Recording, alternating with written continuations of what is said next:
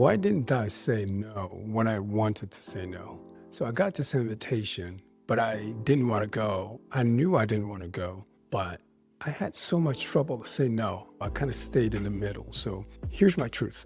I'm working on myself. I'm trying to better myself. I'm working on how to say no without carrying the guilt. So I've gotten better, a whole lot better. But right now, I still struggle to sometimes really clearly say no to someone without feeling the guilt that comes with it. So I was in this situation where I got this invitation from someone and I didn't want to go. I just didn't want to go.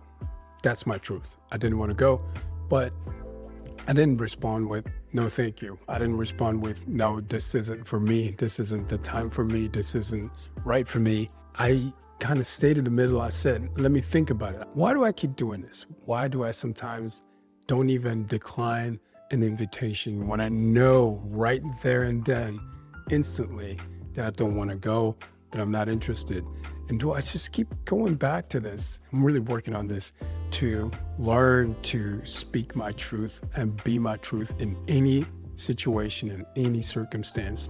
And what I didn't say in that moment was simply the fact that I'm not interested. I am not interested.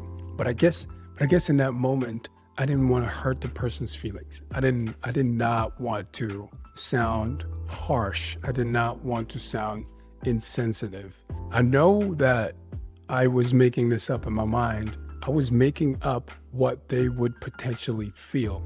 I would be the cause that they would feel a certain way. But what did that cost me? It cost me self-respect. It cost me this guilt. It actually cost me even more guilt in my mind. I want you to think about this for yourself. When you do that, when you know that you're not being honest and you're not saying no when you want to say no, what does it really cost you? Please think about this for a second. And what am I going to try next time? So next time, when I know I want to buy myself some time, when I feel like saying, please let me think about this, I'll come back to you later, I'll try to say immediately, this isn't for me. This isn't the right time for me. If I feel like I'm still uncomfortable to say that, because I'm working on it. I used to not say anything at all. I might say, let me think about this, but right now I don't feel like this is for me. Because if the concern is hurting the other person's feelings, I might still want to kind of buy myself more time, but already let the person know that my answer is most likely no.